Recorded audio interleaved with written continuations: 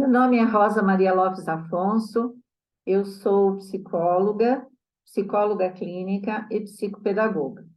Eu estou dando continuidade para falar sobre os projetos que um psicólogo pode estar desenvolvendo na escola. É importante colocar que esses projetos, né, eles têm sempre, né, uma fundamentação, né? A fundamentação, né, que é da minha especialidade, é uma fundamentação lúdica, né?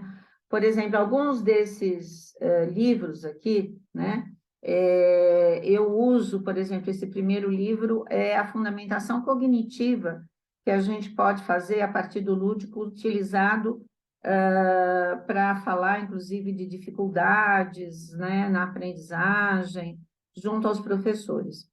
Esse daqui já é mais esse segundo livro tem uma fundamentação mais clínica, né? Já tem uma especificidade aos psicólogos clínicos.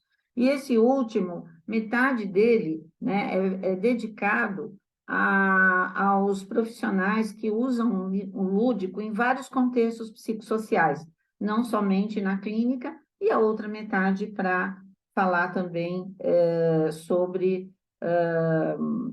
o psicólogo na clínica.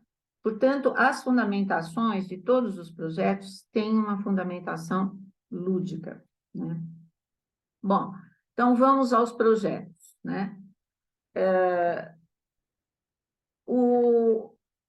Existe um projeto para recepção da criança na escola e a avaliação dessas crianças. É importante, quando uma pessoa procura a escola, a gente saber do histórico dela, né?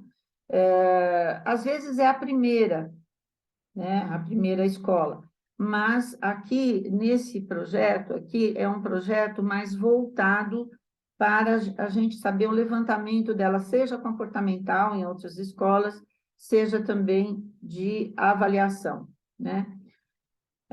Uma outra reunião que a gente faz sobre os registros de todas as documentações que a gente faz desses projetos e toda a intervenção registrada com os professores. Então, existem reuniões específicas, e essas reuniões, inclusive, costumam ser semanais, para a gente poder avaliar o que foi observado, né? Seja pelo psicólogo, seja pelos professores, e as ações que podem ser feitas, tanto comportamentais quanto também psicopedagógicas dentro da sala de aula. Eu volto a insistir na escola de paz, né? A escola de paz, ela é muito importante, né, para a interação com a comunidade. Uma escola que não esteja em interação com a comunidade, ela vai ter muitas dificuldades, né? Então, a escola de paz, ela proporciona essa interação. Às vezes, não é possível fazer tantas reuniões. A gente utiliza as reuniões pedagógicas, o momento da reunião pedagógica até para conversar com os pais, né, a respeito de demandas, sejam deles, sejam demandas também dos próprios professores ou da própria coordenação. A gente tem um projeto da avaliação da prontidão para a alfabetização. Isso não significa que a criança vai ser retida, mas, principalmente no primeiro ano, a gente faz um trabalho, todo um levantamento de como está aquela criança para a alfabetização, quais as dificuldades que o professor deve estar atento, o professor e também os pais, tá? Então, esse é um trabalho bem interessante, inclusive que a gente utiliza até testes, né, para fazer testes específicos para fazer este levantamento, né? O psicólogo, ele dispõe de testes psicológicos, não só na área clínica, mas também existem testes específicos, seja para levantamento da relacionamento social, seja o levantamento das dificuldades escolares, né? A inclusão da criança na educação infantil, né? E aqui entra, né, quando eu falo educação infantil, desde a criancinha pequenininha, que vem para a escola já com algum diagnóstico de alguma dificuldade, e, obviamente, é um projeto mais de preventivo, porque é um projeto onde a família precisa, né, ela tá se apropriando das deficiências dessa criança, né? Então, envolve desde crianças que tenham síndrome de Down, de baixa visão, autistas, crianças com algum tipo de lesão cerebral ou algum tipo de deficiência específica, né? Nós, já que a gente está falando de inclusão, às vezes essas crianças já têm ATs, né? O psicólogo precisa supervisionar esses ATs.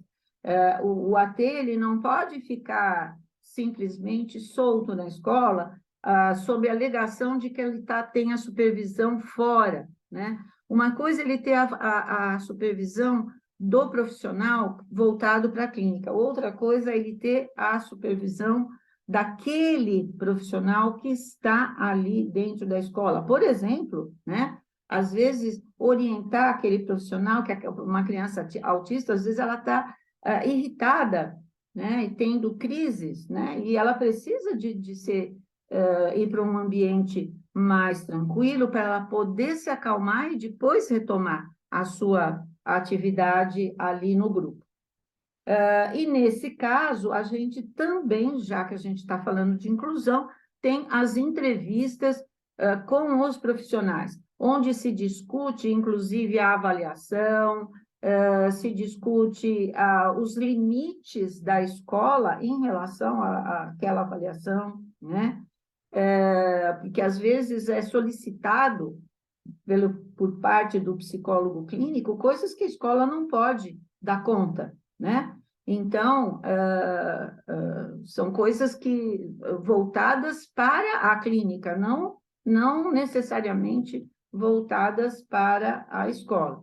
Então, essas entrevistas envolvem tanto com as psicólogas, né, fonoaudiólogas, neurologistas, às vezes requer que até o psicólogo vá até o neurologista ter uma ideia das expectativas que ele está tendo em relação ao trabalho escolar. E qualquer outra questão a esse respeito, eu estou aqui à disposição, né? Então, vocês podem